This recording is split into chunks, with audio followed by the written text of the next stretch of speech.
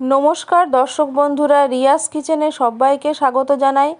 একঘেয়েমি আলু ও পনিরের তরকারি খেয়ে যদি থকে গেছেন তাহলে এই রেসিপিটি অবশ্যই ট্রাই করুন, খুব ভালো লাগবে। তাহলে এবারে রেসিপিতে আসা যাক। প্রথমে একটি কড়াই নেব, তারপর এর মধ্যে 2 টেবিল চামচ মতো রিফাইন অয়েল দিলাম।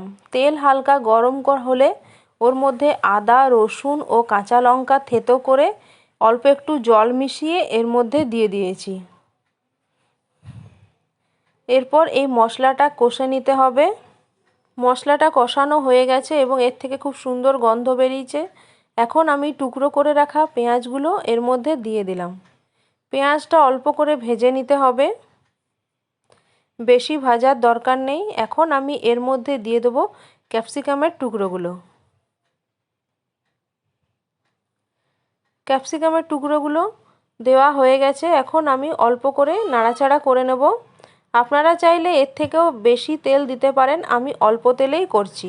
2 মিনিট ঢাকা দিয়ে রেখে দেবো যাতে সবজিগুলো সেদ্ধ হয়ে যায়। 2 মিনিট হয়ে গেছে। এখন ঢাকা খুলে দেখে নেব পেঁয়াজ, ক্যাপসিকাম সমস্ত কিছু সেদ্ধ হয়ে গেছে, অর্থাৎ নরম হয়ে গেছে। এখন আমি এর মধ্যে দিয়ে দেবো পরিমাণ মতো লবণ। দিয়ে দিলাম গোলমরিচের গুঁড়ো। এরপর আমি এর মধ্যে দিয়ে দেবো 2 চামচ মতো dark soya sauce. Soya sauce দেওয়া হয়ে গেছে। এরপর দিয়ে দেবো টমেটো সস। টমেটো সসটা আমি 4 চামচ মতো দিয়েছি। অল্প একটু নাড়াচাড়া করে নেব। এরপর দিয়ে দেবো চিলি সস। চিলি সস এখানে আমি 1 চামচ মতো দিয়েছি।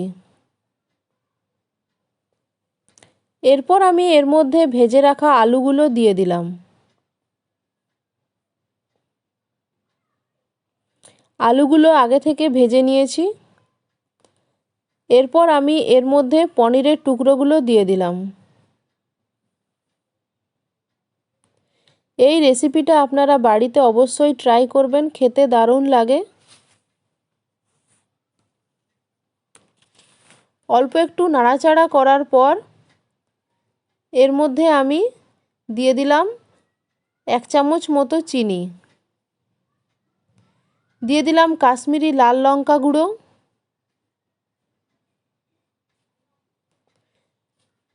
এরপর খুন্তি দিয়ে অল্প একটু নাড়াচাড়া করে নেব।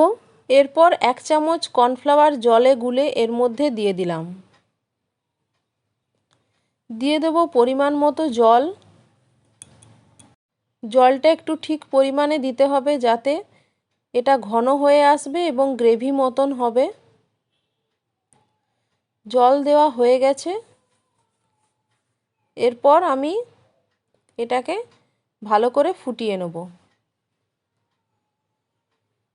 10 মিনিট ধরে ফোটানোর পর এটা ঠিক ঘন অবস্থায় চলে এসছে। আলু ও পনিরের এই সবজিটা এখন রেডি হয়ে গেছে। দেখুন, ঠিক এই রকম দেখতে হবে। এটা খেতেও দারুণ হয়। আপনারা এটা বাড়িতে অবশ্যই ট্রাই করবেন। আলু ও পনিরের দুর্দান্ত রেসিপিটা এখন রেডি হয়ে গেল। এরপর আমি গ্যাসটা বন্ধ করে দেব। রেসিপিটি ভালো লাগলে একটা লাইক ও বন্ধুদের মধ্যে শেয়ার করে দেবেন এবং চ্যানেলটিকে সাবস্ক্রাইব করতে ভুলবেন না এবং কমেন্টসে লিখে জানাবেন কেমন হয়েছে। আজকের মতো এখানেই শেষ করছি। আবার অন্য একটা রেসিপি নিয়ে আপনাদের সামনে চলে আসব। আপনারা সবাই ভালো থাকুন, সুস্থ থাকুন এই কামনাই করি।